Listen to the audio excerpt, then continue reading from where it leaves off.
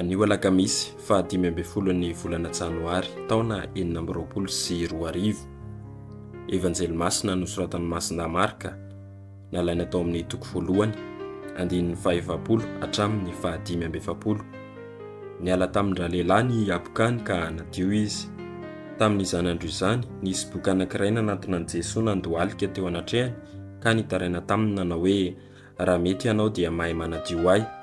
Nangoraka azy Jesoa ka nanindrotra ny tanany dia nanaindry azy sy nanao taminy hoe, mety aho, madiovy ianao.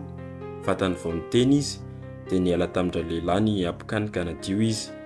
Dia nampandeha azy niaraka tamin'izay Jesoa sady namepetra azy mafy nanao hoe, tandremo, aza milazalaza izany amin'iza amin'iza ianao fa mandehana miseho ampisorona, ary noho ny nanadiovana anao dia manatera fanatitra nodidian'i Moizy mba ho vavolombelona amin'ny vahoaka.